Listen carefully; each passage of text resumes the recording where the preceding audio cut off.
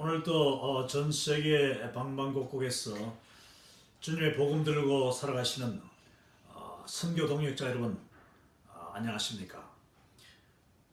저희들이 월드 크리스천 무브먼트 퍼스펙티브 세미나 유튜브 전 과목 이 연속 특강을 시작한 지 어느덧 지금 30번째 오늘 강의가 되겠습니다. 오늘은 제10과 그들은 어떻게 들을 것인가 하는 그 문화적인 관점에 관한 그 강의를 10과 두 번째 강의로 시작하도록 하겠습니다. 자, 우리 두 번째 과목은 이제 지난 시간에 이어서 이 세계관에 관한 강의를 하도록 합니다. 이 세계관이라 하는 것이 뭐 그렇게 많이 쓰는 말은 아닌데 문화인류학적으로 많이 쓰여오던 이제 그런 용어인데, 이게 우리가 선교를 지혜롭게 하기 위해서, 그리고 또 복음을 정말 그 현지 상황에 가장 맞게 잘 그 전달하기 위해서 필요한 것이 이 세계관에 관한 지식과 이해라고 할 수 있습니다. 자, 여기에 지금 그 로이드 퀘스트 선교사님과 폴 히버트 박사의 그 아티클들을 이제 바탕으로 이 세계관, 그리고 문화, 가치관, 믿음과 감정, 뭐 이런 행동, 이런 용어들을 한 그 슬라이드 그림으로 그려놓은 것이 지금 이 한 장이라고 할 수 있습니다. 이 로이드 퀘스트 선교사는 바이올라 대학, 이제 LA에 있는 아주 유명한 그 탈봇 신학대학원이 있고 바이올라 대학이 있는데, 그 대학의 교수로 선교고 또 오랫동안 선교사로 직접 사역했던 분이고, 이 폴 히버트 박사, 이분은 이제 트리니티 신학대학원이죠. 시카고에 있는 트리니티에서 오랫동안 가르치시기도 하고, 또 인디아에서 정말 훌륭한 선교 사역을 했던 그런 귀한 분이십니다. 자, 그러면은 우리 과연 세계관이 뭔가? 여러분 그림에 보시면 세계관이 가장 중심에 깊숙한 곳에, 삼각형의 가장 깊숙한 곳에 있지요. 그 세계관이 모든 사람들, 특히 어떤 한 집단, 어떤 한 그룹, 그러니까 우리가 선교에서 이야기하는 종족, 모든 종족, 모든 백성 하는데, 그 한 종족이 함께 가지고 있는 그런 그 정신적인 지도라고 지금 이렇게 하고, 정신적인 지도다. mental atlas. 이 아틀라스라는 말은 지도 가운데서도, 여러분 지도 가운데서도 아틀라스가 특징이 뭐냐면은 그 지구 표면, 그 나라의 뭐 높낮이, 산과 들과 바다를 거의 이렇게 드러나도록 만들어 놓은 것이 아틀라스입니다. 굉장히 입체적인 그런 지도라고 할 수 있죠. 자, 이 정신적인 지도라는, 이 세계관이 정신적인 지도라 하는 이 말은 어떤 한 종족이 그리고 민족이 가지고 있는 그 세상을 보는 눈, 이 월드 뷰라고 합니다. 월드 뷰, 세상을 보는 눈이다 하는데, 이것을 이제 폴 히버트 박사는, 자, 이 세계관이라는 것도 문화와 마찬가지로 이 하부 세계관, 하부 문화가 있고 아주 상부 문화가 있다. 그게 뭐냐면은 이제 그 한 민족과 종족으로 깊이 들어가면 들어갈수록 그 작은 단위의 부족, 종족, 그리고 이제 그 비슷한 그 라지 그룹의 그 부족이 있기 때문에 그 하부 문화가 있고 그 상부 문화가 있다. 이렇게 이제 이야기하는 것입니다. 그래서 세계관도 자연스럽게 구체적으로 들어가면 들어갈수록 조금 다르지만, 그러나 이제 우리는 전체적인 어떤 그 한 종족의 세계관을 정리를 하게 되는 것입니다. 한국으로 친다면은 한국인 전체의 세계관, 한국인 전체의 문화를 바탕으로 한 세계관 이렇게 본다면은 자 그러면 그걸 합으로 들어가면은 전라도 문화가 당연히 이 경상도, 함경도, 강원도 문화와 다르지 않습니까? 그러니까 각 지역의 그 문화 그거는 이제 하부 문화라고 할 수 있는 것이죠.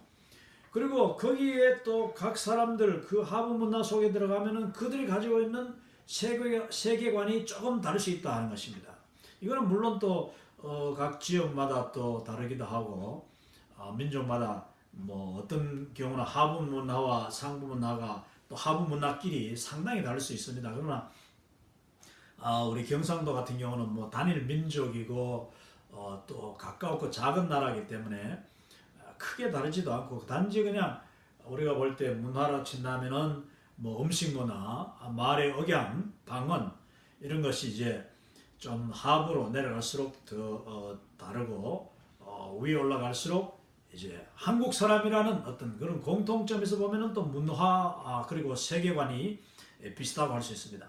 자 그러면 이 세계관을 우리가 좀 더 구체적으로 이야기하면은 자 세계관이 뭔가 세계를 보는 눈이다 했는데 이 세계를 보는 눈을 저는 이렇게 설명하고 싶습니다.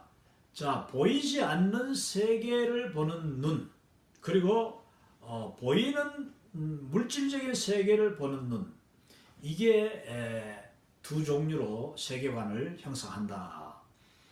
자 그러면은 여기서 세계관이 예를 들어서 우리 영적인 세상을 보는 보이지 않는 영적인 세계를 보는 그 한국 사람들의 세계관 또 이 일반 세상의 모든 물질적인 것을 보는 예를 들어 재산, 부를 보는 돈을 보는 한국 사람들의 세계관 또 어떤 사람 그 관계 사람과의 관계 또 남자가 여자를 보는 그런 세계관 또 여자가 남자를 보는 세계관 어린아이들에 대한 어떤 그런 가치 그러니까 어린아이들을 아주 소중하게 여기고 또 그 여자아이들까지도 소중하게 여긴다면은 그 세계관은 그리고 그 문화는 상당히 수준 높은 문화라고 할 수가 있겠지요. 그리고 굉장히 아주 긍정적인 그런 문화라고 할 수 있겠습니다.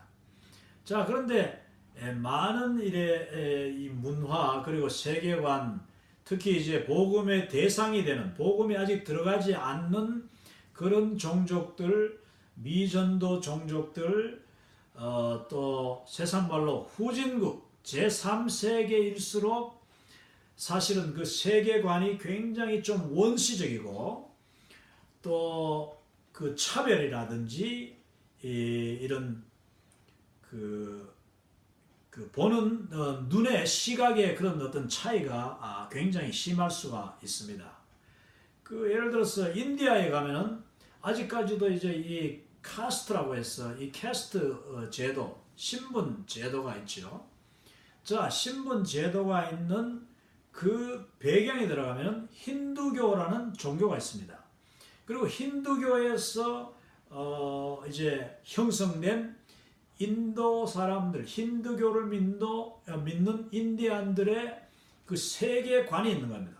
그들은 모든 그 영적인 세계의 힌두에 대한 힌두신, 그리고 온갖 세상의 많은 신들, 그러면서 또 그 신들에 의해서 만들어진 그 인간이 다 얼마나 신과 가까운 관계냐에 따라서 이제 이 계층이 나눠진다. 네 개의 계층이 나눠진다 하는 거죠. 심지어는 불가촉 천민이라는 그 사람들은 이 untouchable 해서 아주 도저히 사람이 만지면 안 되는 그런 그 아주 천민들까지 그러니까 천민들은 한마디로 사람 취급을 하지 않게 되는 것입니다. 이것이 이제 인디아에 아직까지도 남아있는 그런 신분 제도고 그 신분 제도는 어디서 오느냐 종교라는 그 종교가 그들의 세계관 세상을 보는 눈 사람을 보는 눈 심지어는 그게 다 영적인 어떤 자기들이 믿는 영적인 그 힌두 신의 세계에서 인간의 세계와 연결된 그런 세계관이 결국 그들의 문화를 형성하고 있다는 것입니다. 자, 그러면서 이 폴 히버트 박사 같은 경우는 이제 인도에 관한 그런 이야기를 많이 하는데, 인도 사람들은, 저도 뭐 인도를 이제 몇 군데 가봤습니다만은, 인디아 사람들은 특히 저 북쪽으로 갈수록, 북쪽 히말라야 저 뭐 위로 올라갈수록 이 신분 제도가 더 심합니다. 그리고 또 힌두교라는 그 종교가 더 심하죠. 근데 인도라도 저 남쪽에 제가 또 한번 갔던 이 코친, 이 케랄라 주, 케랄라 스테이트에 있는 이 코친 같은 아주 남쪽 그 맨 밑에 있는 도시들은 가면은 날씨도 좋지만은 아주 사람들이 굉장히 유순하고 또 사람들이 훨씬 더 서구화되어 있습니다. 코치는 인도의 그 맨 밑인데 인도양이 진주로 가는 도시, 아주 아름다운 도시고 역사적인 도시인데 옛날부터 그 우리가 알다시피 여러 그 스파이스, 그 우리 향료를 무역하던 아주 옛날 그 중동과 유럽과 또 이 아시아 중국을 거쳐면서 이 인디아를 지나가던 중요한 그 무역로, 옛날 해양 무역로의 중심지가 이 코친이다 보니까 그 도시는 굉장히 발달하고 서구화되고 개방이 됐어요. 그러다 보니까 그 서쪽으로 가면은 기독교 그 인구가 굉장히 많고 또 이 사실상 신분이라는 것이 거의 존재하지 않는다고 합니다. 왜냐하면은 그 사람들은 이미 종교적으로도 그렇고 문화적으로도 상당히 이렇게 오픈되어 있고 또 많은 세상 바깥 문화들과 교류를 하면서 그 사람들에 대한 어떤 세계관, 인간의 존중, 그리고 또 뭐 그게 이제 결국 신앙적인 그런 데서 온 것이죠. 자, 이런 것을 보면은 우리가 세계관은 변화될 수 있다 하는 것을 알 수 있습니다. 세계관은 아주 천천히 될 수도 있고 또 어떤 충격에 의해서 굉장히 완전히 바뀔 수도 있는 것이 세계관이다. 세계관이 바뀌면은 그 사람의 행동, 습관과 행동과 말, 그리고 또 먹는 것, 뭐 입는 것, 자, 생활 자체가 바뀌게 됩니다. 그것은 여러분 우리 한국에서도 여러분 주변에서도 보면은 예수님을 믿음으로써 그 사람의 완전히 삶이 바뀌는 것을 여러분 보시지 않습니까? 그건 뭐냐 하면은 그들의 세계관이 바뀌기 때문에 하나님을 영접하고 영적인 세계를 체험할 때에 그 보이지 않는 영적인 세계에 대한 그 관점이 달라지고, 자, 그러면 보이지 않는 존재에 대해서 어떤 그 인정하게 되고 그 체험하게 되고 그 관계가 형성되면은 그건 당연히 그 사람의 삶이 바뀌고 생각이 바뀔 수밖에 없는 것이죠. 자, 그러면 생각이 바뀌면 그 행동이 어떻게 드러납니까?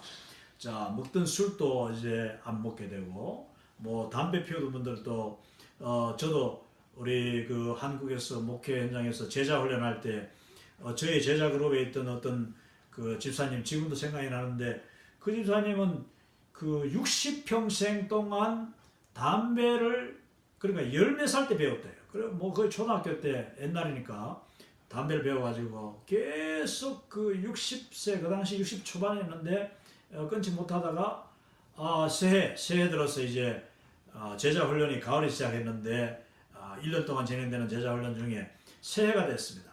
그러면서 이 집사님이 그 제자들 모여서 같이 훈련하는 가운데 고백하기를, 목사님 그리고 우리 여러 집사님 장로님, 저는 이번에 40일 특별 이제 신년 새해 40일 새벽 기도를 하면서 기도 제목이 딱 한 가지 있습니다. 평생 끊지 못했던 담배를 하나님이 완전히 끊게 해달라고 이번에 기도를 하고 그 제목을 제자 훈련하는 그룹에 내놨어요.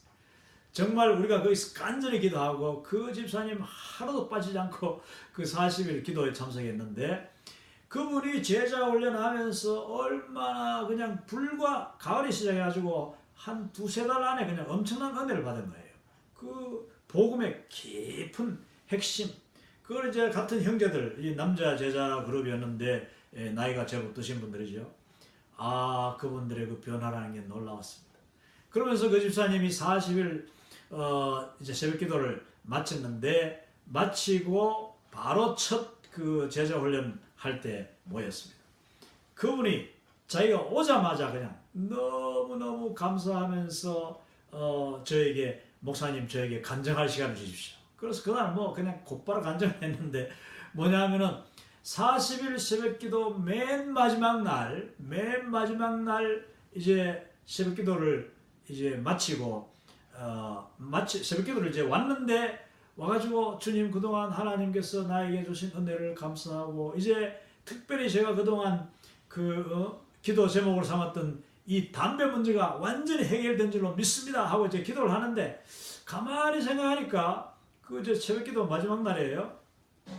교회 예배 이제 드리는 새벽기도 시간에 기도를 하고 생각하니까, 뭔가 오늘 아침에 내가 허전하게 뭔가 변화가 있었다는 것을 이제 느끼게 된다는 거예요. 그게 뭐냐 하면은, 이분이 평생을 담배를 피우신 분이기 때문에 40일 새벽기도 하는 동안도 기도 제목은 올려놓고 계속 기도하면서도 그 담배를 끊지를 못했던 거예요. 그분의 습관이 뭐냐? 새벽에 일어나 잠이 딱 깨면은 무조건 불도 켜기 전에 먼저 머리맡에 있는 담배를, 손이 딱 거기 가서 담배를 가지고 한 대 딱 물고, 그 다음에 불을 탁 켜고, 그리고 이제 불을 켜고 세수를 하고 이제 교회 할 준비도 하고 뭐 밖에 나갈 준비도 했다는 것이, 그게 그분의 그 하루의 시작이었다, 평생. 그런데 그날은 자기가, 하나님 저의 담배가 끊어지게 해주실 줄 믿습니다, 오늘 마지막 날입니다, 그렇게 기도하고 나니까, 내가 오늘 아침에 담배를 안 피웠다는 거예요. 안 피우고 왔다는 생각이 들더라고요. 그 이상하다, 내가 담배를 그럼 정말 안 피웠나 하면서 했는데 담배를 피우지 않았다. 그런데 그래도 그 이상하지 않아. 평생 피우던 담배를 자기가 지금 뭐 무심코 안 피우고 새벽 기도를 왔으니까. 그래서 이제 마치고 긴가민가 싶어가지고 막 부랴부랴 막 마음에 굉장히 막 저거 되더래요. 내가 담배를 안 피웠다 싶으니까. 그래서 마치자마자 집에 가니까, 집에 그 담배가 그냥 머리맡에 그 침상에 놓여 있는데, 그걸 가지고 딱 들었대. 들었는데 이상하게 이 담배를 자기가 손에 딱 잡는데 굉장히 생소한, 자기가 어쩌면 평생 담배를 만져보지 않는 같은 그런 이 느낌이 들고, 그 다음에 그걸 이제 가져와서 하나를 딱 입에 물었더니 전혀 자기가 한 번도 그 담배를 입에 물어보지 않은 듯한 그 느낌. 그러니까 그 담배가 너무나 생소하더라는 거죠. 그러면서 냄새가 역겹더라는 거예요. 여러분 중에서 혹시 궁금한 분들, 주변에 담배 피우는 분이 있으면 한번 그 담배 하나 달라 해서 한번 입에 물어봐서 그 그냥 담배 불 붙이지 말고 그냥 한번 빨아보세요. 냄새를 맡아보세요. 그 냄새가 여러분 엄청나게 쓰고 아주 역겹습니다. 이 집사님이 바로 그렇다는 것입니다. 할렐루야. 그래서 자기가 이거 도저히 믿어지지 않아가지고 불을 하나 딱 당겼는데, 그 불을 당겨가지고 담배를 한번 쑥 빨았더니 막 그게 금방 속에 쑥 들어가면서 막 기침이 나고, 마치 어린아이가 담배를 처음 건드린 것 같은 눈물이 나고 콧물이 나고, 그렇게 역겹고 자기의 마음에 너무나도 이거는 맞지 않다, 자기 몸에 역겨운 이 거부 반응이 일어나더라. 그래서 그는 그 자리에서 꿇어앉아가지고 새벽기도 마치고 지금 집에 간 상태입니다. 그 자리에서 꿇어앉아가지고 정말 하나님 앞에 눈물로 그냥 콧물 흘리면서 그 꿇어앉아가지고 기도하고 감사했다는 것입니다. 그걸 이제 그분이 간증을 했는데, 여러분 이거 놀라운 것 아닙니까? 자, 이분이 사실은 평생 뭐 교회 다닌 건 아니지만은 이제 부인을 따라가지고 한 50대쯤인가부터 이제 보통 남편들이 이제 부인을 따라 나오지 않습니까? 짝가정에서 나왔는데 집사도 되고 또 교회에 신실하게 열심히 나오긴 나왔어요. 그랬는데 그분이 담배하고 뭐 한마디로 아직까지 이제 교회에 왔다 갔다 했는데 이제로 크리스찬이에요. 이제로 교회 안에 들어왔지만 아직 복음을 받아들이지 못한 그런 분들이죠. 물론 집사 직분까지 했지만, 여러분 그러나 그가 제자 훈련을 통해서 하나님의 때가 이름에 정말 구원의 진리가 깨달아지고 예수 그리스도의 그 십자가의 은혜를 그냥 들으면서 막 눈물이 나고 감사하고 그러더니 그 평생 자기가 끊고 싶었던 여러 번 시도해서나 끊지 못했던 그 담배의 40일 특별 새벽 기도를 통하여서 마지막 날 그것도 하나님이 딱 끊어주셨는데 완전히 끊어주셨다. 할렐루야. 자, 이거는 뭐냐 하면은 그분이 이 복음의 진리를 깨닫고 또 하나님 앞에 완전히 자기 자신을 드리려고 애를 쓰니까 그게 세계관이 바뀌는 거죠. 세계관이 바뀌니까 그분의 문화가 바뀌었다. 삶의 행동의 결과가 지금 바뀜으로써 그 문화가 얼마나 엄청나게 바뀐 것입니다. 평생 동안 담배가 문화적 음식 중에도 아주 중요한 기호품이니까 그게 완전히 바뀌어요. 그러면서 그분은 정말 그 마음속의 기쁨과 그 감동이 정말 비교할 수 없는 그런 놀라운 은혜를 누리게 되더라 하는 것입니다. 자, 이제 예를 들었는데 우리가 세계관이라는 것이 그렇습니다. 믿지 않는 분들은 세계관이라는 것이 자, 믿지 않는 분들이 영적인 세계관 거의 이제 불신 믿지 않거나 아니면은 그것을 전혀 부인하죠. 부정합니다. 부정. 하나님이 어딨나? 예수라는 사람과 나하고 무슨 상관이 있나? 이런 식으로 이제 그 종교적인, 특별히 이제 기독교에 대해서 아주 그런 거부한다든지, 오늘날 그 한국에 저는 신문을 이제 이렇게 인터넷을 통해서 이제 보고 여러 가지 그 한국의 상황들을 직접 간접적으로 보면은 너무나도 안타까운 것이 한국 사람들의 이 세계관이 지금 너무 극단적으로 가고 있다는 것입니다.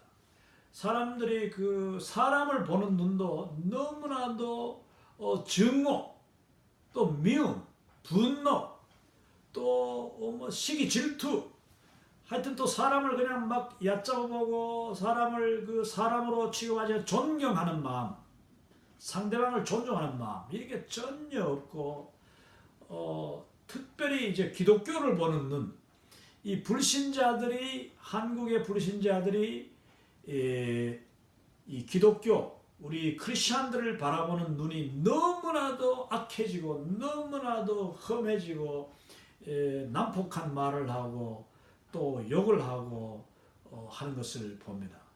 이것 때문에 이제 많은 분들이 또 사실은 우리 기독교가 잘못해서 그렇다 하면서 이제 자아 비판도 하고 또 목사님들을 비판하기도 하고 교회 지도자들 이렇게 하면서 이제 참 의기소침해져 있는 경우가 많은데, 저는 물론 우리가 그리스도인들이 이 외부의 비판도 아주 긍정적으로 수용할 수 있는 그런 자세는 있어야 되지만은, 그러나 그 비판 때문에 그 사탄적인 비판, 아주 무조건적인 비판, 아주 악한 그런 동기를 가지고 쏟아놓는 그 비판, 거의 공산주의자들이 기독교인을 아주 저주하고 아주 그냥 증오해가지고 죽일 듯이 덤벼드는 그런 지금 한국의 그런 세력들, 그런 불신자들, 우리는 기죽을 필요가 없다고 생각합니다. 그들의 비판과 비난을 들으면서 거기에 너무 귀를 기울여가지고 우리 그리스도인들이 의기소침하고 또 심지어는 그냥 이 자중질환이 일어나가지고 그냥 그리스도인들이 막 서로 손가락질하고 너 교회 잘못이야, 무슨 교회가 잘못, 목사가 잘못이니 이렇게 하면서 그리스도인들이 그 외부의 그 비난과 증오에 대응하는 그 방법이 너무나도 파괴적인 모습을 저는 봅니다. 심지어 많은 목사님들이 이 오늘날 설교하면서 그냥 얼마나 그냥 자기만 옳다는 듯이 교인들을 갖다가 나무래고 우리가 잘못해가지고 교회가 타락해가지고 목사들이 잘못해가지고 그래서 불신자들부터 욕먹는다는 식으로 이야기합니다. 여러분, 우리 그리스도인들이 진리가 비진리로부터 불신자들, 특히 사탄의 세력으로부터 욕먹는 것은 너무나도 정상적인 거예요. 그게 정상입니다. 그런데 물론 우리 초대교회에 성령이 임하시고 모든 초대교회 성도들이 유무상통하고 자기 것을 자기 것이라 주장하지 않고 섬기고 희생하고 사랑을 베풀 때에 주변 사람들이 거기에 반응하고 또 많은 사람들이 교회로 나오고 믿고 전도가 됐다. 그 좋은 그게 있죠. 그러나 그 당시에도 그만큼 그 주변의 유대 세력과 믿지 않는 불신 세력들은 더 그리스도인을 증오하고 죽이고 박해하고 핍박했습니다. 그런 부분들을 만약에 핍박하고 박해하는 그 초대교회 성도들의 성도들 향하여서 너희들이 죄가 많아가지고 너희들이 본을 못보여가지고 불신 세력 유대인들이 그냥 우리를 핍박한다고 만약에 계속 그렇게 자중질환이 일어나고 같은 그리스도인끼리 서로 그냥 화살을 겨누고 이렇게 한다면은 그것은 온전한 모습이 아닌 것이죠. 그게 율법주의예요. 율법주의라는 게 뭐냐면은 모든 것을 그냥 그 끝도 없이 요구하고, 그러니까 은혜와 그 자비, 그 하나님의 인자하심의 시선을 가지고 세계관을 가지고 같은 성도를 보지 못하고 모든 성도들 율법적인 잣대를 가지고 계속 비난하고 비판하고 더해라 이렇게. 만약에 아무리 우리가 더한들 이 사탄이 우리를 좋아할 수 있습니까? 사탄의 세력은 절대로 그리스도인들을 칭찬하지 않습니다. 좋아하지 않고 항상 끌어내리고 증오하고 미워하고 죽이려고 하는 것이죠. 근데 그 사탄의 세력이 심하면 심할수록 그 사회는 그리스도인들이 핍박을 받게 돼 있어요. 저는 그래서 한국을 제가 살지는 않지만은 참 안타까운 마음이, 제가 바라보는 한국교회는 아직까지 너무나도 순수한 그런 성도들이 많고 헌신된 분들이 많고 또 자기 나름대로 주님의 뜻대로 살려고 발버둥 치고 새벽기도 나가고 11조하고 또 선교하고 온갖 그냥 알게 모르게 섬기고 봉사하는 분들이 얼마나 많은데, 그 성도들을 향하여서 수많은 목사들이 더하라 하면서 우리가 욕먹는 이유가 바로 너희다. 자기는 돌아보지 않고 사실 자기는 빼고 여러분 하면서 그렇게 비난하는 설교, 율법적인 설교, 꾸짖는 설교, 그런 분들을 저는 많이 봅니다. 그게 바로 뭐냐? 자기 자신이 자신을 돌아보는 그 세계관이 하나님의 그 세계관, 은혜의 세계관, 변화된 중생된 세계관이 아니라 자꾸 율법적인 세계관. 이거 사람이요 그렇게 되기 너무 쉽습니다. 우리 인간은 너무나도 참 이 변화무쌍해가지고 그냥 하루아침에 은혜에서 율법으로 떨어지기 쉬워요. 그러면서 하루아침에 자기 자신을 돌아보는 데서 오히려 남을 보는, 자기 눈에 들보는 발견하지 못하고 남의 눈에 턱걸어 가지고 그냥 이야기하는 사람들이 우리는 쉽게 될 수 있습니다. 그게 은혜가 떨어져서 그런 거예요. 세계관, 하나님을 보이지 않는 하나님을 날마다 보면서 코람데오라는 말 여러분 많이 들어보시죠. 코람데오, 이 라틴어인데 코람데오라는, 데오는 곧 하나님이고 하나님의 존전에서 이런 뜻이에요. 우리가 항상 코람데오의 그 사상과 자세로 살아가면은 남을 나무랄 수가 없어요. 남을 나눌 수 없고 모든 것이 하나님의 은혜고 나 자신을 돌아보게 되고, 그러면서 그리스도 안에 있는 형제 자매들이 사랑스러워지고 그들의 그 어려움과 그들의 수고와 그들의 그 형편 어려움 가운데서 주를 섬기는 모습들이 보이게 되어 있는 것입니다. 제가 정말 얼마 전에도 생케비치, 이 폴란드 역사학자인 생케비치가 쓴 코바데스라는 책을 여러분 아시죠? 코바데스 도메네, 코바데스 도메노.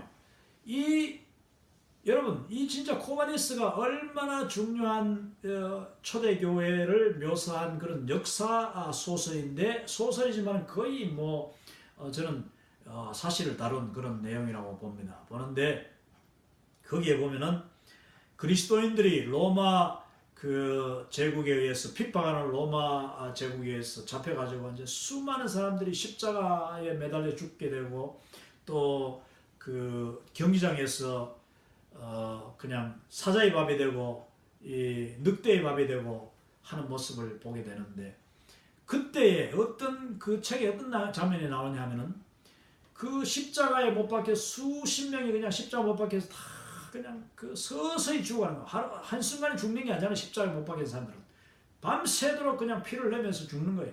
그런데 그 가운데 십자가 못 박힌 자 중에서 한 사람이, 제가 이름은 기억 안 납니다만은 거기 보면 아주 율법적인 그런 리더가 하나 있어요. 그 사람 리더예요. 리더. 똑똑하다는 사람. 그 사람이 밤새도록 뭐라고 하느냐 하면은 자기도 죽으면서 옆에 죽어가는 사람들한테 회개하라. 너희들이 죄 많아서 지금 이렇게 죽고 있다. 그동안 너가 세상에서 지은 죄를 다 회개하라고. 얼마나 죄가 많으면 우리가 이렇게 십자가 못 박혀 죽느냐. 이러면서 그 그리스도인이라는 그 신분 때문에 지금 잡혀가지고 핍박받고 죽어가고 있는, 순교당하고 있는 그 동료 성도들 향해서 밤새도록 비난하는, 그리고 율법적으로 그 계속해서 회개를 부르짖는 사람이 있어요. 자, 회개 좋습니다. 그러나 여러분, 그 자리가 지금 회개할 자리입니까? 그 자리는 함께 그리스도를 부인하지 않고 끝까지 주님을 따르겠다고 오직 예수님만이 나의 생명이다, 자기 생명을 다 지금 내놓고 순교당하고 있는 그 성도들을 향하여서 계속 율법적으로 너가 죄를 지어가지고 우리가 죄가 많아가지고 이랬다. 우리도 아니야. 그분은 거기 보면 너희들이 죄가 많아서 이러니까 그 십자가에 달려있는 동안 회개하라고. 그때에 또 다른 한 분이 아주 점잖은 그런 믿음의 깊은 지도자 한 사람이 그 책에 나오는데, 그 사람이 듣다 뭐라고 하냐면은 그 정죄하는 자를 꾸짖으면서 너는 입을 다물어라.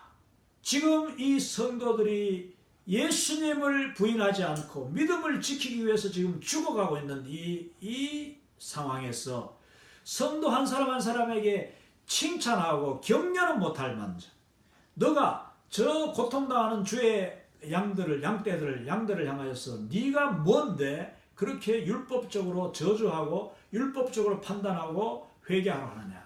지금 너가 해야 될 말은 이 죽어가는 성도, 순교당하고 있는 성도들을 위로하고 격려해야 된다고 그렇게 이야기합니다. 지금 보십시오. 큰 이 상황이 지금 로마라는 그 제국 자체가 완전히 그리스도인 소수의 그리스도인들을 그냥 윽박지르고 죽이고 찾아가지고 다 잡아 짐승의 밥이 되게 하고 십자가 못 박는데, 그 상황에서 같은 그리스도인 형제 자매가 서로 정죄하고 말이야. 서로 그냥 죄를 나무라고. 그게 되겠습니까? 그건 잘못. 지금 한국 교회를 자세히 보면은 한국 교회가 지금 안에서도 많이 느끼겠지만 밖에서 들여다보면 정말 가관이 아닙니다. 한국이라는 나라가 지금 가관이 아니에요. 완전히 지금 우물 안에 개구리가 지금 참 때를 지어서 서로 막 아무도 남의 목소리를 듣지 않고 자기 목소리만 이야기하는 같은 그런 세상인데, 거기다가 또 극단적으로 서로 갈려지고 서로 저주하고 미워하고 이렇게 되고 있는데, 그 와중에 그리스도인들, 한국의 기독교가 절대적으로 지금 핍박을 받고 있습니다. 그 상황에서 목사님들이나 많은 소위 인터넷 이런 데서 그냥 설교하는 분들, 글을 쓰는 분들, 방송하는 분들, 이런 분들이 계속 이야기하기를 우리 한국 교회가 회개해야 된다. 우리 한국 교회가 잘못해가지고 이렇게 그냥 믿지 않는 자들이 우리를 그냥 비난하고 한다고 계속 그냥. 자, 이게 좋은 것 같죠. 근데 이게 바로 율법적인 관점이에요. 이 세계관이 지금 잘못되는 거예요. 세계관이 하나님의 은혜의 관점으로 세상을 보고 사람들을 은혜의 눈으로, 자비와 긍휼의 눈으로 바라보지 않고, 예수님은 긍휼히 여기는 자가 복이 있나니 저희가 긍휼히 여김을 받을 것이며 했는데, 자기 이 사람들의 눈에는 남을 긍휼하게 보는 눈이 없어요. 오히려 핍박하는 자들의 입장에 있어가지고 교회를 핍박합니다. 교회가 부정부패 때문에 이렇다고. 여러분, 교회가 부정부패 때문이다 그러면서 교회에 그렇게 설교하면요, 교회 앞에 나와 있는 성도들은 다 신실한 사람들이에요. 그 중에 거의 80% 이상은 정말 믿음으로 살려고 발버둥 치고 참 어떻게든지 믿음을 지키려고 또 본이 되고 예수님 말씀대로 살려고 하는 사람들인데, 그들을 앞에 놓고 내 백성을 위로하라 하신 주님의 말씀은 어디 가버리고 그냥 정죄자가 돼가지고 그 성도들 앞에 놓고 계속 정죄하는 거야. 정죄하고 막 그냥 자기만 혼자만 의롭다는 듯이. 자, 회개를 하려면 자기 자신이 골방에 들어가서 회개하고, 아니면 자기 자신이 죄를 발견되면 그 공개적으로 설교할 때나 사람들 앞에 꾸짖기 전에 내가 먼저 내 죄를 내어놓으면서 제가 돌아보니까 이런 잘못이 있습니다 하면서 주님 앞에 내어놓으면, 다른 사람 정죄 안 해도 정말 그 은혜가 임하고 성령님이 역사하시면 그 간증 고백을 들을 때 다른 사람들도 함께 회개하게 되는 줄로 믿습니다. 여러분, 정죄하는 은사를 받은 사람, 그 은사는 하나님의 은사가 아니고 사탄이 주는 겁니다. 그 즉시 멈춰야 돼요. 지금 한국교회가 서로 위로하고 격려하고 교단 교파를 초월해서 정말 이 교회들이 하나가 돼야 될 때인데, 그래야지 이 위기를 이길지 말지인데 그런 안타까운 모습을 봅니다. 자, 이 모든 게 세계관이에요. 그리스도인이 됐다고 해서 세계관이 한꺼번에 바뀌는 건 아닙니다. 세계관은 서서히 바뀌고, 근데 물론 성령님이 아주 비상적인 역사, 왜 아주 그냥 급작스럽게 완전히 변화되는 사람이 있지 않습니까? 성령님 하시면 순식간에 바뀌는 거예요. 성령님 하시면 순식간에 바뀌는 거예요. 사도 바울의 세계관이 완전히 바뀌었잖아요. 그러니까 바리새인의 세계관에서 완전 예수 그리스도의 제자된 예수 그리스도께서 주신 그 세계관으로 바뀌었습니다. 사도 바울은 예수님을 직접적으로 한 번도 만난 적이 없는 사람, 육체적으로 예수님이 죽으시기 전에, 승천하시기 전에 한 번도 직접 만난 적이 없죠. 그러나 사도 바울은 성령님으로, 예수 그리스도의 영, 주의 영, 그 하나님의 영인 성령님으로 그가 다메섹 가는 그 도상에서 만나고, 그 뒤에 성령님에 이끌려서 아라비아에 가고, 성령님에 이끌려서 자기 고향 다소에 가서 그 수년 동안 하나님으로부터 직접, 성령님으로부터 직접 그분은 변화받고 훈련받고 교육받고 그 말씀을 다 받았죠. 그렇기 때문에 그 사도 바울의 세계관이 완전히 바뀐 걸 볼 수 있죠. 우리도 이렇게 순식간에 바뀌면 너무 좋지요. 그러나 가장 중요한 것은 이 중생이라는 예수님을 영접하는 것이 중요합니다. 예수님을 영접하고 예수 그리스도를 나의 주인으로 삼아서 온전히 그 말씀에 따라, 그리고 성령님의 감동과 인도하심 따라 살려고 하면은 그 세계관은 점점 하나님의 관점, 예수님이 세상을 보던 그 눈, 그걸로 바뀌는 것입니다. 그런데 다시 말씀드리지만은 우리 인간은 너무나도 간사하고 너무나도 변화무쌍하기 때문에 은혜 가운데 있던 사람도 자기도 모르게 사람이 완악해지고 자기중심이 되고, 또 그 보는 눈이 점점 그 율법적인 관점, 사탄의 눈으로 바뀌게 될 수 있다는 것을 우리가 기억해요. 그 목사라고 예외가 아니에요. 설교자들도, 수많은 설교자들이 자기는 의롭고 남들만 계속 꾸짖는, 특별히 그것도 율법적으로 계속 꾸짖는 그런 설교하는 분들이 너무 지금 많습니다. 그러면은 또 많은 분들이 그런 설교가 또 쉽거든요. 아주 단순해요. 그리고 분명해요. 그러니까 그냥 수많은 사람들이 구름처럼 또 몰려가네. 그래가지고 거기서 그냥 매일 꾸중 듣고, 매일 그냥 윽박지름을 당하고, 매일 부족하다는 말 듣고, 거기에 그냥 참 습관적으로 포로가 되어 있는 그런 분들이 많은 것을 봅니다. 여러분이 들으시는 설교 자세히 다시 한번 반추해보시고, 은혜의 설교를 내가 듣고 있느냐, 아니면 율법적인 설교, 날마다 꾸중하는 설교, 날마다 뭔가 행위를 강조하는 설교를 듣고 있는가. 자, 이 세계관이 문화를 바꿉니다. 자, 세계관이 변화됨으로써 문화가 바뀌는데, 한국의 문화만 해도 엄청나게 바뀌죠. 많이 기독교가 들어옴으로써 소위 믿지 않는 사람들의 문화까지, 한국의 문화 자체가 기독교로 말미암아 사실 엄청나게 바뀌었습니다. 거의 그거는 우리가 사회학자들이나 아니면 역사학자들이나 여러 이제 문화인류학을 하는 사람들은 문화 잘 알겠지만 우리 뭐 교회 성도님들 너무나 잘 알지 않습니까? 근데 여러분 이 퍼스펙티브에서는 참 재밌는, 제가 공부하면 공부할수록 많은 것을 제가 지금 배우는데, 여기서 우리가 사사오입 잘 이렇게 좋은 것은 받아들이고 우리한테 맞지 않는 것은 또 우리가 잘 걸러야 되는데, 이게 뭐 퍼스펙티브라는 것이 제가 그동안 이 55회 이 세미나를 하면서 가르치고 또 강사님들 뭐 그 250명 강사들 전국적으로 전 세계적으로 유명한 분들, 이런 분들을 이제 과목마다 맡겨가지고 강의를 듣고 제가 직접 그걸 들으면서 공부하고 지금까지 이제 뭐 20년 동안 해왔는데, 거기서 제가 발견하는 게 뭐냐면은 이 퍼스펙티브라고 해서 100%다 옳은 건 아니다 하는 것입니다. 100% 옳은 건 아니다.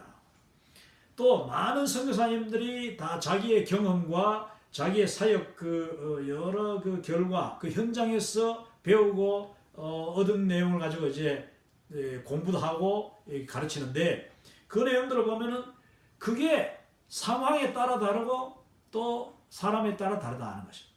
예를 들어서 한국 사람들은, 자 여러분 여기 지금 퍼스펙티브에서는 어떤 문화든지 존중하고 인디지너스 문화, 컬처, 그러니까 원래 있던 아주 토착적인 문화를 존중해 가지고 그 문화를 계속 유지하도록 하라 이렇게 됐습니다. 그래서 예배도 그 나라 그 종족의 음악으로 예배드리고 그 종족의 의상 차림, 뭐 그 종족의 음식, 모든 뭐 풍습, 이걸 그대로 존중하면서 그들을 막 뜯어고치려고 하지 마라.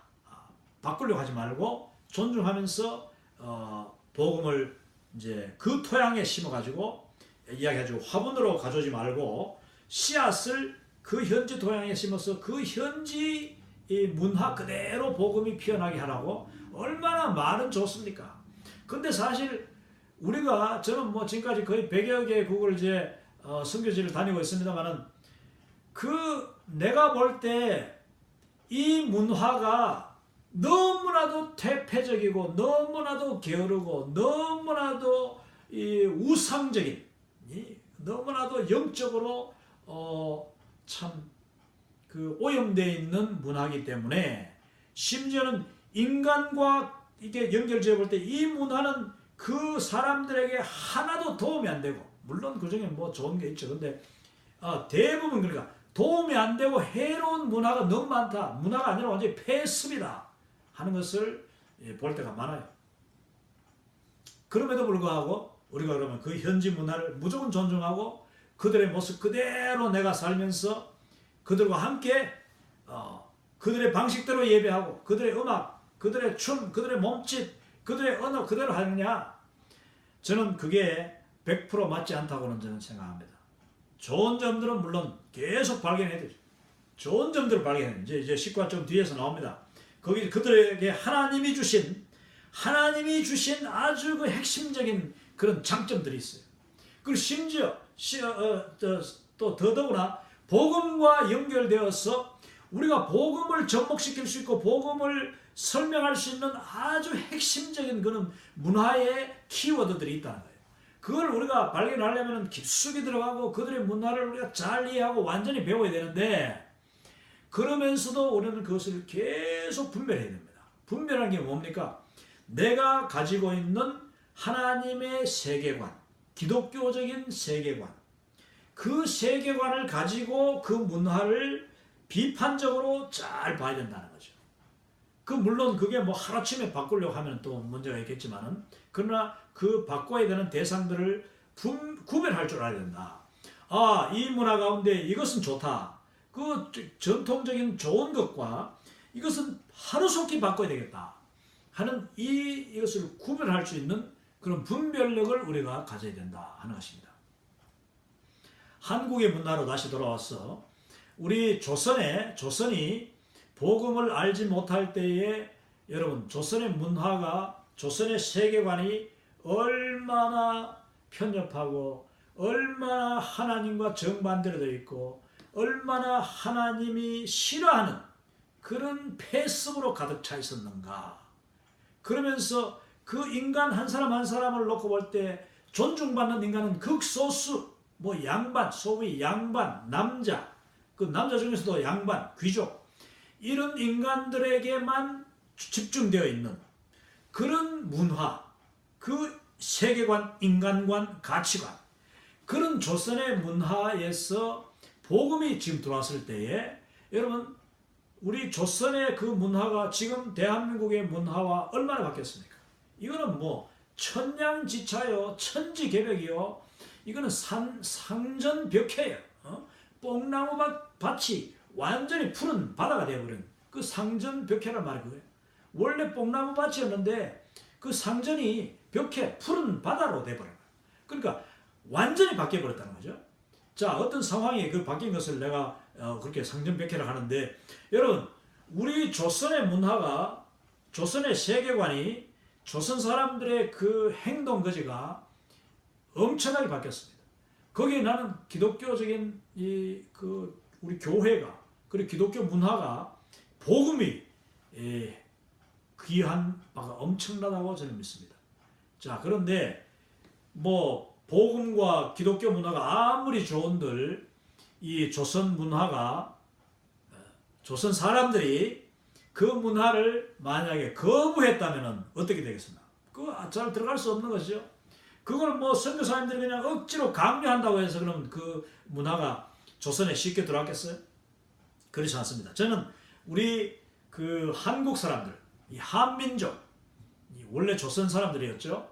그 조선, 우리의 조상들이 어떻게 그렇게 쉽게, 그것도 아주 그냥 상전벽해가 되듯이 그 세상의 어떤 민족보다도 그 복음을 받아들일 때에 과거와 너무나도 분명하게 이 칼로 물을 자르듯이 아니고 물을 자르듯이 완전히 잘라가지고 과거와 단절하고 새로운 문화, 새로운 세계관, 새로운 그 기독교적인 가치관으로 완전히 마치 스펀지가 물을 쫙 빨아들이듯이 빨아들인 민족이 바로 저는 우리 한국 민족이라고 저는 분명히 믿습니다.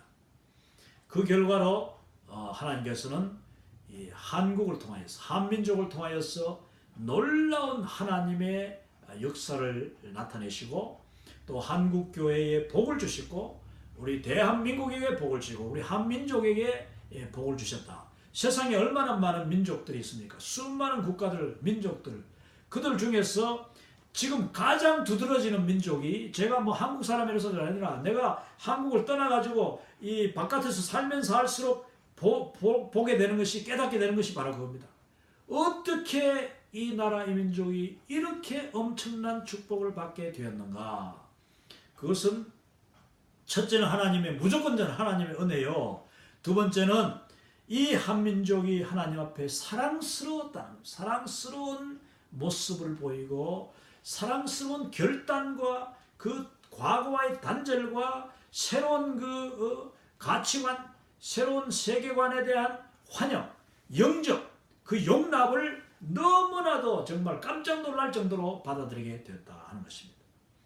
거기에는 여러 가지 이유가 있습니다. 역사적으로 보면은, 자, 조선에 아까 이야기한 대로 조선 500년뿐만 아니라 그 전에 뭐 고려시대, 뭐 삼국시대 다 해가지고 이 백성들이 가면 갈수록, 시대가 흐르면 흐를수록 더 피폐해지고 그 지배층, 소수의 지배층에 의해서 압박받고 핍박받고 수탈당하고, 그러면서 그 조선 민족들은요, 우리의 조상들은 이미 그 나라, 그 민족의 한계에 부딪혀 있어. 그걸 너무나도 잘 알고 있었어.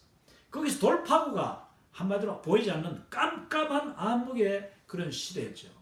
그런 민족이었습니다. 그게 바로 이제 그 뭐 아펜젤러 선교사님과 언더우드 선교사님들의 그 글에 보면, 일기에 보면 나와 있잖아. 하나님, 이 민족은 어떻게 이렇게 깜깜합니까?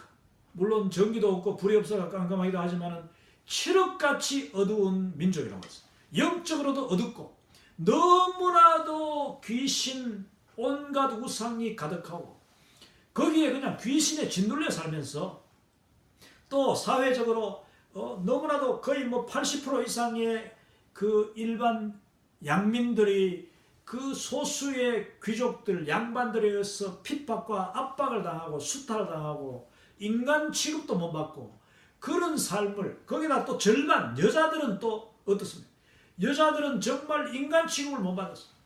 사람도 아니라 그런 어떤 세대가 수백 년, 수천 년 내려오는 그런 전통 속에서 우리 한국 사람들은, 조선 사람들은 뭔가 돌파구를 기다리고 있었던 거예요.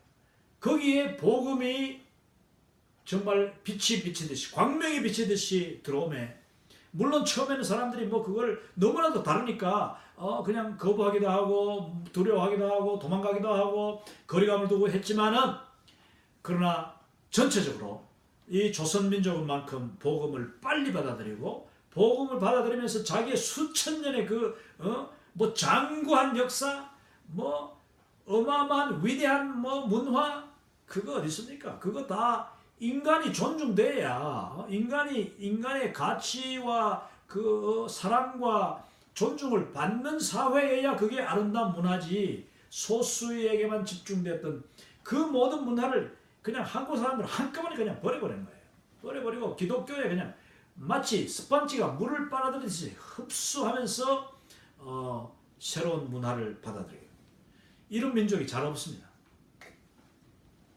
많은 그 선교지에 가보면은 참 객관적으로 그 문화를 그냥 하루아침에 버리고 저 새로운 문화, 좋은 문명을 받아들여야 되는데도 불구하고 그거를 고집하는 사람들이 이거는 대다수예요.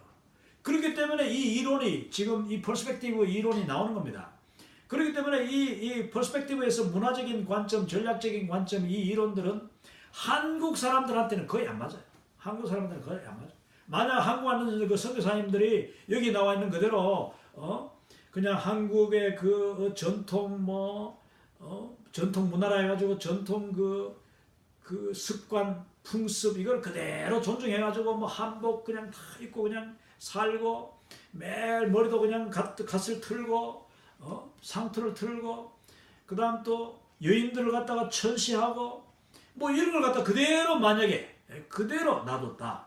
그러면 어떻게 되겠습니까? 한국에 변화 왔겠어요?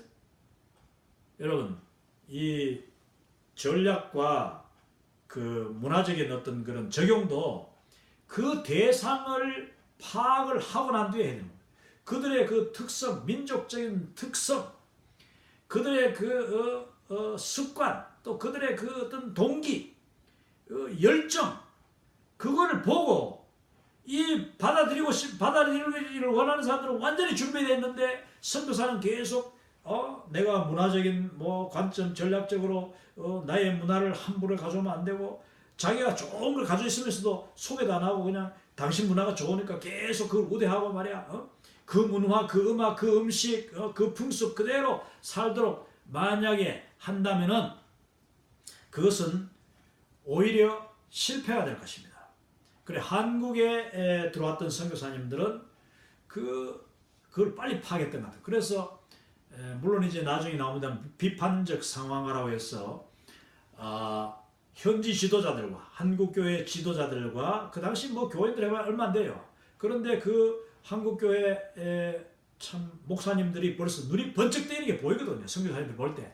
그러니까 그분들과 같이 기도하고 의논하면서, 자, 우리 조선에서 지금 문화 가운데 이 폐습이 뭡니까? 빨리 없애야 될 게 뭐냐?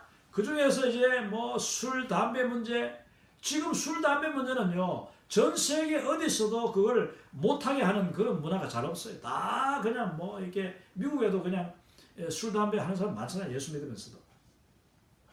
물론 미국에도 정말 경건하게 살기를 원하는 사람들은 율법적으로 아니라 자기 스스로 술, 담배를 멀리하고 절제하고, 그렇다고 해서 뭐 술 한잔 한다고 그게 정죄하는 건 아니고 자기 자신과 그 덕을 위해서 멀리하는 것을 봅니다. 자, 한국교회 초대 역사 나중에도 공부하겠습니다. 보면은 이제 선교사님들과 그 당시 교회 지도자들이 모여가지고 초교파적으로 모여서 그 술, 담배 하지 말자. 노름이 서로 막 화투치고 막 그냥 그걸 가지고 그냥 논도 하루 만에 논이 날아가 버리고 밤새 노름해가지고 자기 딸도 팔아버리고 자기 마누라까지 파는 그런 노름꾼들도 있었어요. 내일 장에 가서 뭐 소살돈을 갖다가 오늘 밤에 그냥 아니면 장에 가는 길에 주막에 앉아가지고 노름하면서 다 팔아버리고 그날 어제도 그 다음날에 그 술이 고주망태에 오는 사람들도 있었고 또 첩을 그냥 장에 갔다 오면서 첩을 데려와가지고 또 자기 마누라 그냥 원래 부인 쫓아내고 그 안방에 앉히고 하는 그런 축첩 이런 것을 우선적으로 없앴어요. 그리고 고리대금 같은 것도 없애고 이렇게 하면서 이제 한국 교회가 문화적으로 앞서가기 시작합니다. 그거는 원래 한국에 없던 문화예요. 한국에 폐습밖에 없었는데 그걸 과감하게 그 존중하고 만약에 놔뒀다면 어떻게 되겠습니까?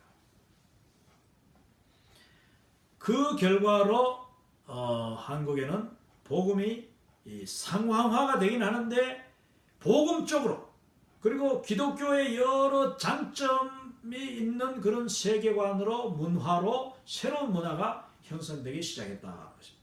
제가 한국교회 역사를 공부할 때 보여드리겠습니다만 저희 부모님도 뭐 지금부터 60몇 년 전에 이제 결혼하셨는데 그때 결혼 그 우리 시골 마을에서는 다 뭐 이게 그 뭡니까 이 옛날식으로 구식으로 결혼하는 그런 곤지 찍고 연지 찍고 뭐 하던 그런 때인데 이분들은 저희 부모님 많이 배운 분들도 아니지만은 그 시골에서 이미 교회 신앙생활을 통하여서 선교사님을 만나고 또 다른 기독교인들이 이미 하고 있는 그 당시는 뭐 그 시골이 아니라 저 큰 도시, 큰 교회 이런 데서 결혼식이 이 기독교식 결혼을 하고 있었거든요.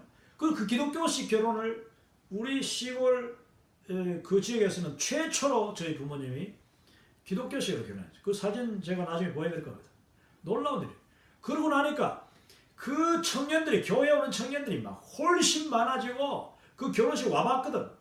그러니까 꽃꽂제배 일어나고 앉았고 뭐 닭을 쫓고 쌀을 뿌리고 하던 그런 이상한 옛날 방식의 너무나도 고리타분한 결혼식에서 기독교 결혼식 비록 뭐 면장갑을 이제 목장갑을 끼우고 뭐 꽃도 그냥 동네에서 꺾어온 꽃을 또 이렇게 하고 면사포도 뭐 그냥 그 옛날 치마 속단을 따가지고 면사포를 만들고 그래 했지만 그 뽀얗고 아름다운 흰 옷을 입은 두 신랑 신부 저희 아버님은 흰 두루마기 다 입고 흰 고무신 신고 그러게 면도 하고 그리고 이제 흰 장갑 끼고 그리고 결혼 서약서도 탁 두루마기 들고 이 화동도 양쪽에 세고 얼마나 그냥 아름다운 결혼이면 여러분 그것이 그 지역 사회를 변화시켰어요.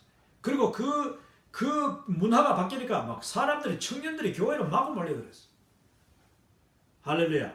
우리가 이 가치관과 세계관을 기독교적으로 바꿀 필요가 있다.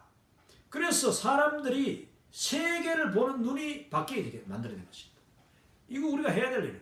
근데 이제 이 공부를 해보면은 너무 이 뭐 아프리카, 인디아, 뭐 아시아 여러 나라에 가서 이제 선교했던 분들이 물론 해놨는데 그 문화를 현지 문화를 너무 따라가고 너무 강조하고 그걸 너무 리스펙트 해야 된다고만 하는 그런 이론이 여기 가득 차 있어요.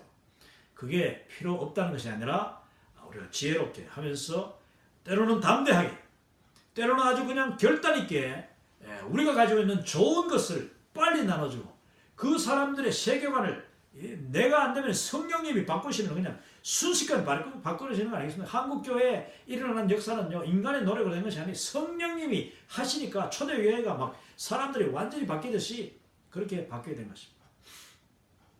또 이 제도적으로 법적으로도 필요하면 바꿀 필요가 있는 것이죠.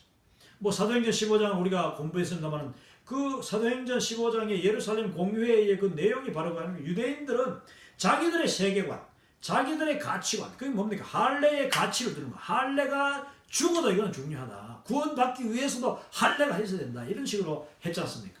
그러다가 뭐 목매 죽은 거 먹으면 안 되고 뭐 안 되고 피를 먹으면 안 되고 물론 음행은 하면 안 되지. 이제 아주 중요한 어떤 그런 부분들은 다 같이 이렇게 공동으로 예를 들어서 이방인들도 같이 어그리할 수 있는 게 있잖아. 그러면 거기서 같이 어그래가지고 좋은 것은 좋은 풍습, 좋은 문화를 남기되 그 해로운 것, 또 심지어 우리 사람들에게 도움이 되지 않고 오히려 그 율법적인 멍해가 되는 것은 과감하게 제거해야 되는 것입니다. 예루살렘 공예가 결국은 그 초기 초대교회 그 성도들과 그들의 삶과 문화를 바꾸는 거예요. 그들의 세계관을 업그레이드 시킨 것이 바로 예루살렘 공회였다. 그렇게 말씀드리고요. 자, 이 그림을 지금 펴놓고 너무 오래 이야기했는데, 자, 이건 뭐냐면 오랫동안 내려오는 그 경험과 경험, 조상 대대로 오는 경험과 경험이 쌓여가지고 그들의 마음속에 하나의 믿음으로 형성됩니다. 아, 이렇게 하니까 좋더라. 이게 참 뭐 효과가 있는 것 같더라. 그러면서 거기다가 또 뭐 자기 직접 경험이 아니더라도 다른 사람의 경험, 또 부모의 경험, 또 다른 사람들의 그 말들, 이렇게 하다 보니까 믿음이라는 것이 형성돼요. 예를 들어서 바위 밑에 가서 바위 밑에 가서 돌을 던져가지고 그 좁은 바위 꼭대기에 돌이 올라가면은 아들을 낳는다. 그 남자들은 쉽지만 여자분들이 돌 던져가지고 그 바위 위에 그것도 새까맣게 높은 데다가 돌을 던져서 올라가기 어렵잖아요. 그러다가 뭐 그 돌이 떨어져 자기 얼굴에 자기 이마에 맞기도 하고. 그런 믿음, 그게 이제 참 하도 답답하니까 일어나는 일이지. 그런데 그게 믿음으로 형성된다니까요. 거기다가 이제 감정도 이제 참 사람들의 감정이라는 것이 정말 슬픔과 아픔과 고통과 또 기쁨과 즐거움, 온갖 그 감정들이 다 켜켜이 쌓여가지고 이게 이제 가치관으로 형성돼요. 가치관. 그 결과 이게 소중하더라. 근데 이 가치관이라는 것이 정말 이런 모든 100% 사람들의 경험의 그 공통적인 결과로 잘 합의에 의해서 만들어진 가치관 같으면 괜찮은데, 여러분 조선이나 인디아 같은 데는 그 가치관이 어떻게 형성되느냐 하면은, 첫째 그 한국은 유교라는 그 아주 외부적인 어떤 그런 그 사상, 그 사상을 누가 가졌느냐? 그 당시 권력을 가진 그 귀족들, 양반이라는 그 통치 집단의 유교가 잡혀졌을 때에 그 하나의 통치 수단과 또 더 많은 다수의 그 대중을 압박하고 휘어잡기 위한 하나의 수단으로 유교가 쓰일 때에 그 공자가 말입니다. 공자가 좋은 사람이죠. 뭐 공자가 했는 말은 대부분 다 좋아요. 그런데 그걸 갖다가 과도하게 그 적용을 하면서 인간을 차별하게 만들고 산업공상 다 그 계급을 만들고 이렇게 하는 그 아주 비인간적인 목적, 아주 이기적인 집단들에 의해서 형성되는 가치관은 그것은 진정한 가치관이 아니다. 모든 사람이 합의한 가치관이 아니다. 그 조선시대 80% 이상이 그냥 허덕이고 굶주리고 또 인간 취급도 못 받고 그냥 천시당하고 억울함 당하고 죽임을 당하고 차별을 당했는데, 그들이 이 기독교의 가치관을 들으니까 그냥 덥석 받아들인 그 정상적인 거예요. 자, 우리가 들어갈 때에 인디아나 중국도 그렇습니다만은 하여튼 후진 사회, 복음이 없는 사회는 대부분 지금 이슬람 같은, 이슬람은 정말 제가 할 말이 너무 많습니다. 너무나도 불쌍하고 너무나도 분노가 치밀고, 정말 예수님이 그 이슬람을 볼 때 마음이 얼마나 아프실까. 이슬람 밑에 20억 인구가 지금 그 사탄의 잔인한, 너무나도 잔인하고 지극히 율법적인 그 코란의 율법은요, 구약의 율법보다도 훨씬 더 심해요. 그 지옥에 대한 끊임없는 그 저주, 지옥에 대한 두려움, 공포, 심판에 대한 두려움, 거긴 사랑이 없고 자비가 없고 긍휼이 없습니다. 그 밑에 살아가는 20억 인구를 바라보는 우리 하나님 아버지의 마음이 어떠시겠는가. 그들의 가치관은요, 철저하게 사탄에 의해서 쳐져옵니다. 알라가 사탄이니까 사탄 중에서도 사탄, 그 알라, 인간을 피폐하게 하는 그 알라가 심어주는 그 거짓 영이 주는 거짓 진리, 거짓 코란, 경전, 그리고 거짓 선지자들, 뭐 무함마드, 이 마호메트라고 하죠. 무함메드, 그 거짓 선지자, 그들에 의해서 만들어진 이슬람 문화, 이슬람 세계관, 그들의 가치관은 얼마나 많은 사람들을 지금도 죽이고 있고, 얼마나 많은 여인들, 절반이 뭐 여인이잖아. 그 여인들을 인간 취급도 안 하고, 그 여인들은, 이슬람 여인들은 천국 함부로 못 가요. 여러분, 객관적으로 남자가 더 착하게 삽니까? 여자가 착하게 삽니까? 여자가 훨씬 착하게 살지요. 선한 일도 잘하고 나쁜 일도 덜하고. 그런데 그 여인들이 아무리 선하고 아름답고 착하게 살아도 이슬람에서는, 이슬람 신학으로는 천국에 함부로 못 가죠. 천국에 가는데 첫째, 알라가 저울을 달아가지고 지은 죄가 선행보다도 지은 죄가 많으면 아무도 못 가죠. 근데 뭐 이슬람, 저를 비롯해서 모든 인간들이 지은 죄가 훨씬 더 많지.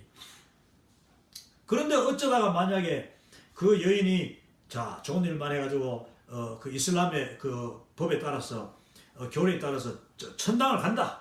천당을 가도록 알라가 허락을 했더라도 여러분, 이슬람 여인들은 누구 허락을 더 받아야 되는지 압니까? 알라가 야 너 기다려. 너 정말 천당 갈 자격이 있지만 잠깐 기다려라. 너의 남편한테 물어보고 그 남편이 그 아내를 천당 가야도록 허락해야 천당 갈 수 있는 게 이슬람이에요. 아무리 착해도 말도 안 되는 거 아닙니까?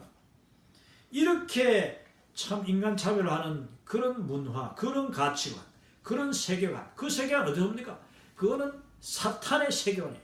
사탄이 심어준 세계관은 인간을 피폐하게 하고, 인간을 차별하고, 인간을 인간답지 못하게 하고, 정말 비참하고 너무나도 안타깝고 서글프게 만듭니다.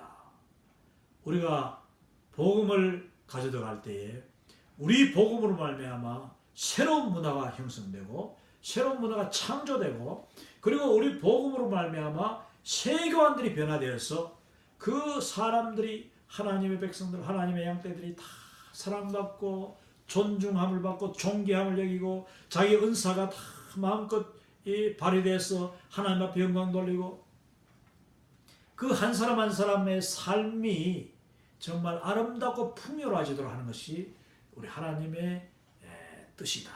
그게 축복이잖아. 축복을, 우리가 복을 누리기를 하나님은 원하신다. 그리고 그 복을 우리가 축복의 통로가 되어서 전달하기를 원합니다.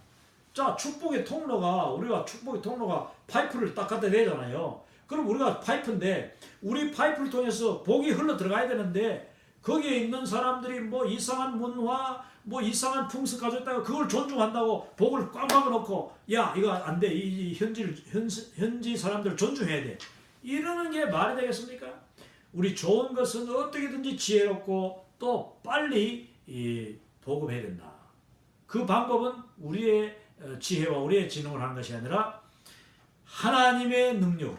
그래서 이제 능력 대결이 나옵니다. 이 뒤에 부분을 보면 능력 대결이 나오는데, 하나님의 능력, 성령님의 능력, 복음의 능력, 예수 그리스도의 이름 권세로 우리가 전달하는 그 복음이 온전히 전달돼서 축복의 통로인 우리를 통하여서 너는 복의 근원이 될지라.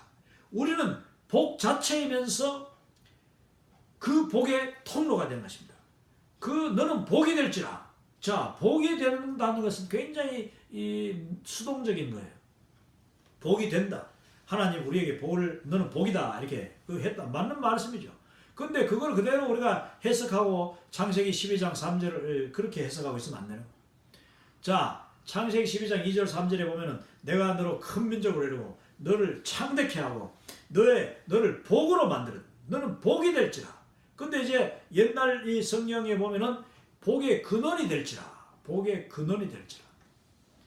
근데 뭐 요즘 이상하게 그 번역하면서 복이 될지라, 블레싱이라는 그것만 이렇게 번역을 해요. 근데 원래는 그 복의 근원이 된다고 했어요. 복의 근원이 뭡니까? 복의 근원은 물이 차면 흘러내리게 돼 있어요. 그래야 복을 나눠주는 자가 된다는 뜻인데, 그 바로 3절 뒤에 보면 바로 나오잖아요.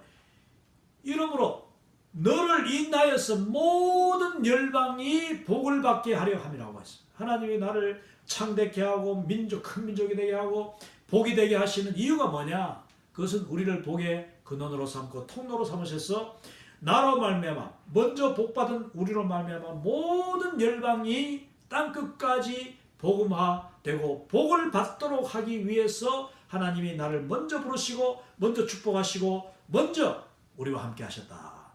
이걸 우리는 분명히 알아야 되고 그 역할을 수동적이 아니라 능동적으로 감당해야 됩니다.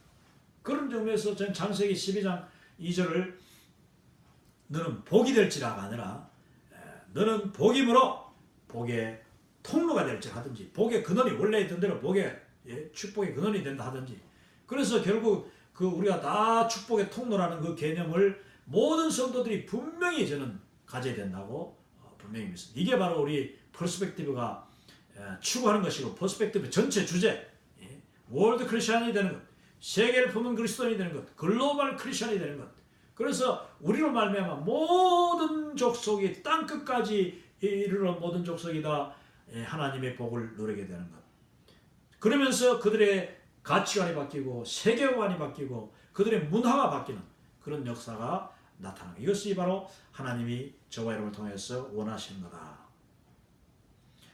여기 한번 봅시다. 문화의 핵심은 사람들의 공동체가 공유하고 있는 믿음, 감정, 가치관. 사람들은 자신들의 경험을 통해 오랜 경험과 역사를 통해 그들 세계의 정신적인 지도를 형성한다. 이게 정신적인 지도가 형성한다. 경험만이 그들의 지도를 하냐. 영적으로 보면요. 이거는 자기에 상관없이 악한 세력이 악한 사탄이 그들의 세계관을 형성해요. 그러니까 이 브레인 와시가 되는 거예요. 사탄에 의해서 세계관 형성돼. 그 세계관을 깨뜨려야 돼요. 깨뜨려. 그리고 그 문화를 깨뜨려야 돼요. 그러니까 이제 나중에 보면은 이 단 리차드슨이 이야기하기를 선교사는 그러면 문화를 파괴하는 자인가? 문화를 파괴하는 자가 아니죠. 우리는 문화를 필요가 없는 문화, 퇴폐적인 문화, 인간을 지배하고 인간을 윽박하는 윽박지르는 문화는 깨뜨리고 그 새로운 문화를 창조하는 그런 사람들이 바로 선교사지요. 그런데 그 새로운 문화가 우리 힘으로 되는 게 아니에요. 내가 뭐 좋은 거 가져도 되는 게 아니라 그리스도의 사랑, 그리스도의 복음이 새로운 문화를 만드는 겁니다.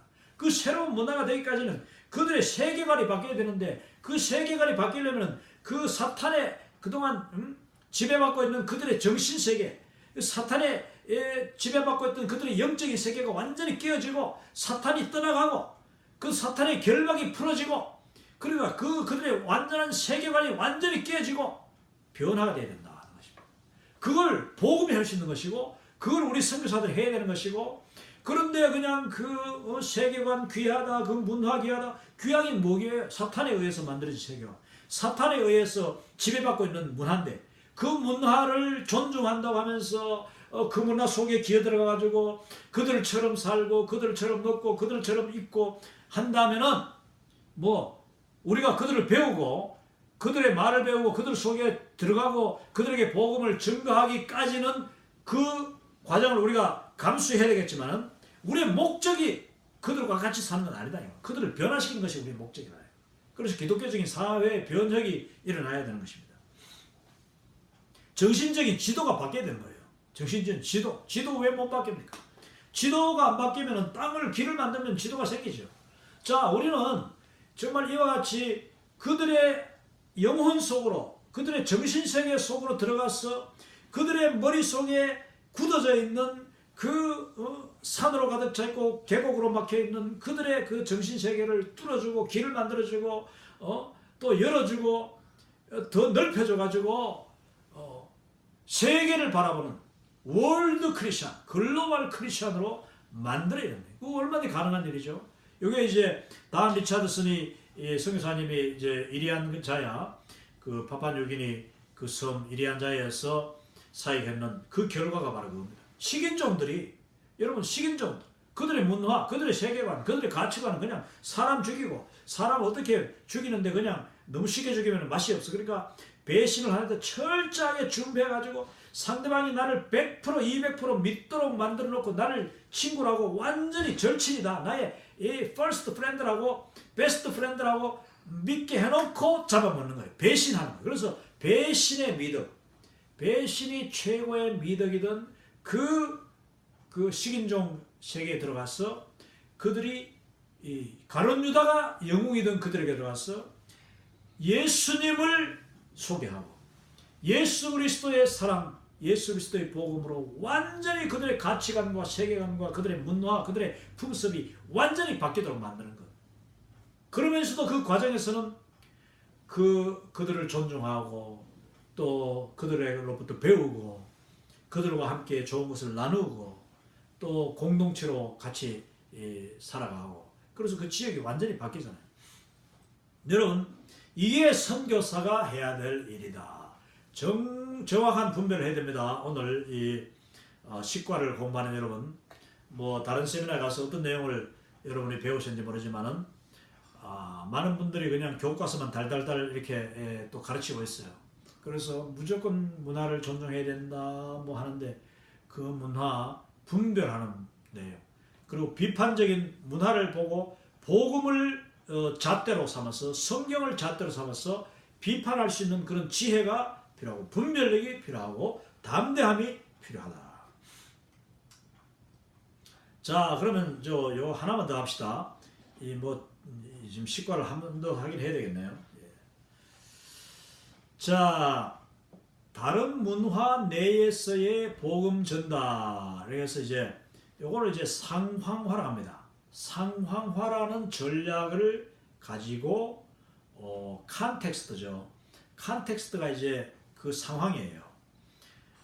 텍스트는 성경이고, 자, 우리가 이제 성경을 공부할 때에 이게 텍스트입니다. 텍스트인데 이 텍스트를 공부하려면은 그 성경 2000년 전 신약 그리고 4000년 전 창세기 거기로 들어가서 그 문화, 아브라함이 살았던 그 문화를 우리가 공부합니다. 그러면 그게는 이제 컨텍스트를 공부하는 그 상황이 어땠는가. 아브라함이 살았던 시대 상황, 예수님이 그 사역하셨던 그 당시 팔레스타인과 갈릴리 그리고 유대 지방의 상황, 컨텍스트가 어땠는가, 그걸 공부하는 거예요. 그러기 위해서 우리가 성지순례 가는 거예요. 성지라는 것은 거룩한 땅이 아니고 성경지리, 성경의 땅을 우리가 공부하러 가는 거죠. 그럼 왜 하느냐? 그건 컨텍스트를 공부하러 가는, 상황을 이제 보러 가는 거예요. 그러면서 그 상황을 이해하면 훨씬 더 텍스트, 이 성경이 더 이해가 되거든요. 자, 이걸 지금 우리 선교에 그대로 적용한다면은 우리가 그 복음을 가지고 있지 않습니까? 복음이라는 이 아주 핵심 텍스트를 가지고 있다면은 이것을 받아들이는 사람들에게 그들이 잘 이해하도록, 그리고 그들이 이걸 쉽게 받아들일 수 있도록 하기 위해서는 그들의 상황, 그들이 살고 있는 그 상황, 그들의 습관, 그들의 문화, 그들의 세계관, 이걸 이제 우리가 이해를 해야 된다는 거죠. 이해하고 할 수 있으면은 그들이 쉽게 받을 수 있을 정도로 그들의 문화를 잘 이제 활용해가지고 포장을 해서 복음을 전달한다.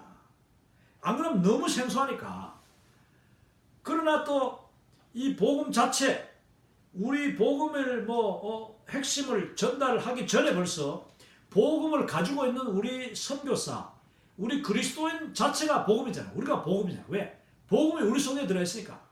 예수님이 우리 속에 있고 예수님으로 말미암은, 그 복음으로 말미암은 세계관과 문화와 가치관이 우리의 삶 속에 우리를 지배하고 있다면은 나의 삶 자체, 나의 그 존재 자체, 내가 그들에게 가까이 가서 손을 잡아주고 밝은 미소로 웃어주고 안아주고 또 그들에게 내가 가지고 있는 것을 같이 나누고 또 그들에게 좋은 지혜, 인생의 지혜를 나눠주고 방법을 주고 내가 있는 그 도끼도 나눠주고 칼도 나눠주고, 왜냐하면 그 사람들은 돌을 쓰고 있다. 만약에 돌을 쓰고 또 칼이 없다 그러면 칼도 나눠줘가지고 같이 쓰고, 이렇게 함으로써 와, 저분이 가지고 있는 것은 뭔가 좋은 것이구나, 이런 기대감과 또 그 동기가 일어나도록 하는 것, 이게 상황화예요. 상황화. 그러려면 이 상황화라는 것은 가장 중요한 게 바로 관계라고 볼 수 있겠죠. 관계. 내가 아무리 좋은 의도를 가지고 내가 아무리 좋은 것을 소프트웨어를 가지고 있다 할지라도 또 그 좋은 의도, 내가 도우려고 하는 그런 마음이 있어도 상대방이 나를 인정하지 못하고 믿지 못하고 또 신뢰하지 못한다면, 트러스트하지 못한다면 이것은 어려운 겁니다.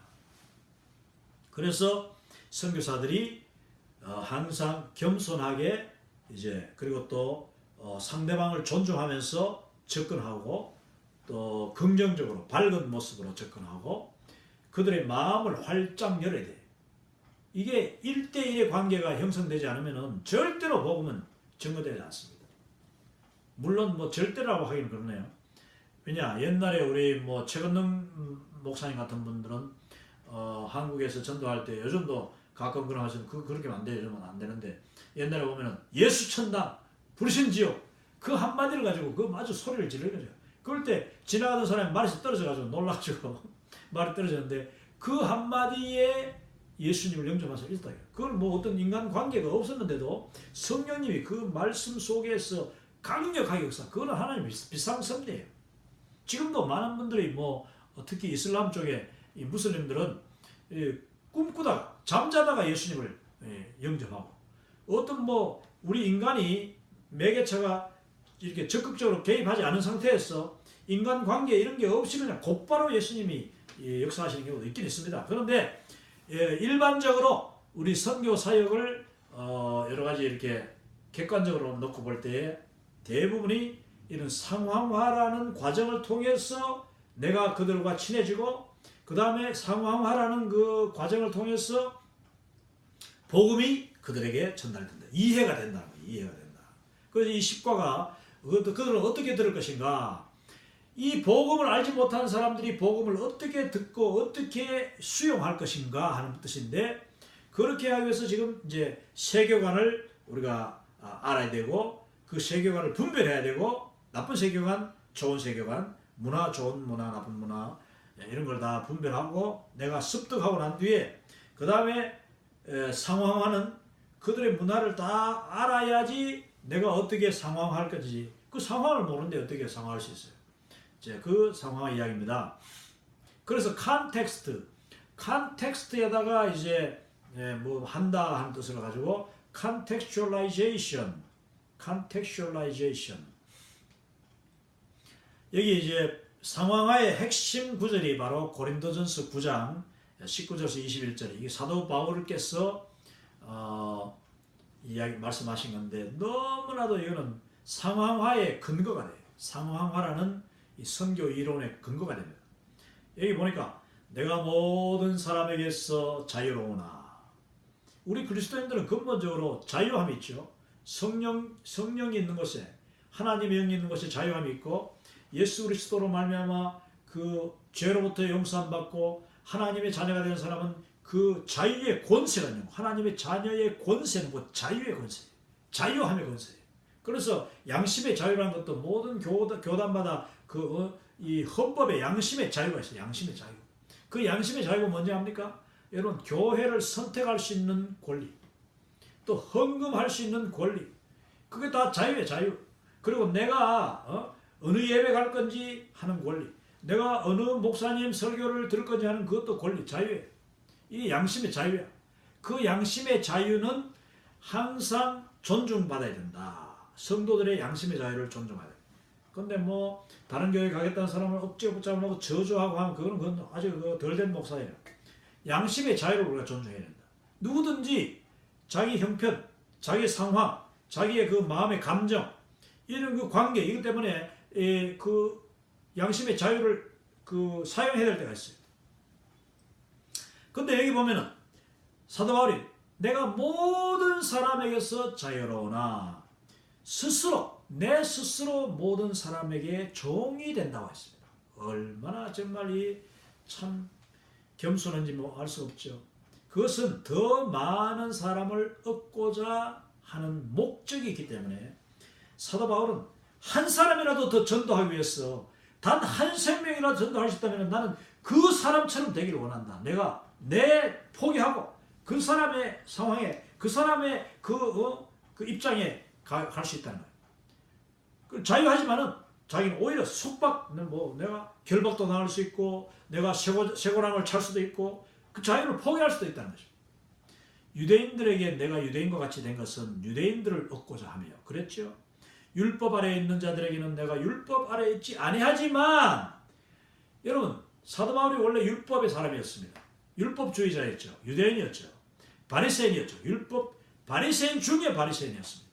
그런데 그는 율법을 다 포기하고, 왜냐? 예수님이 이미 율법을 다 이루셨기 때문에 그 예수 그리스도 안에서 구원함을 경험하고 난 뒤에는 그는 율법으로부터 자유함을 얻은 사람이죠. 그렇지만은 율법 아래에 있는, 아직까지 율법 아래에 있어가지고 구원받지 못한 사람을 구원할 수 있다면은 내가 그 율법을 나는 또 지키겠다. 율법 아래 내가 들어가겠다는 거예요. 율법 아래에 있는 자들을 얻고자 하며, 율법 없는 자는 뭡니까? 이방인들이죠. 이방인, 아주 뭐 온갖 다른 종교, 그들에게는 내가 하나님께는 율법 없는 자가 아니요 도리어 그리스도의 율법 아래에 있는 자이나, 그러니까 구약적인 율법이 아니라 그리스도께서 완성하신 율법, 하나님을 사랑하고 내 이웃을 내 몸과 같이 사랑하라, 내 몸과 마음과 뜻과 정성을 다하여서 하나님을 사랑하라, 그 그리스도의 율법 아래에 있는 자이지만 그 모든 것 없는 같이 한다.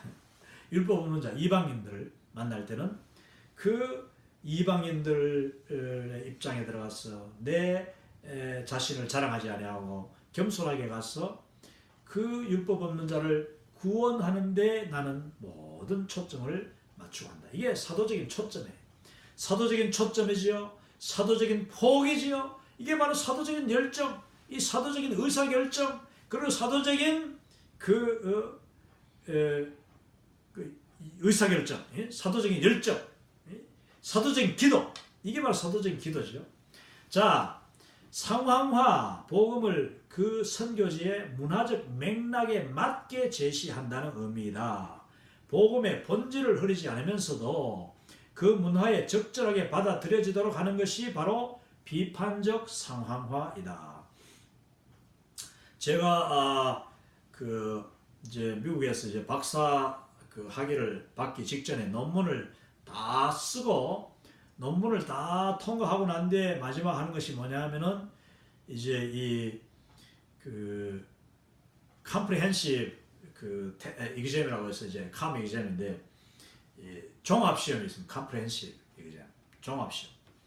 아침에 8시에 가서 오후 4시까지인가 뭐 하여튼 꼬박 거의 10시간, 중간에 이제 점심시간도 도시락을 싸가지고 먹고 하면서 이제 거의 10시간 동안 시험을 치는데, 거기 문제가 한 5문제 정도밖에 안 줘요.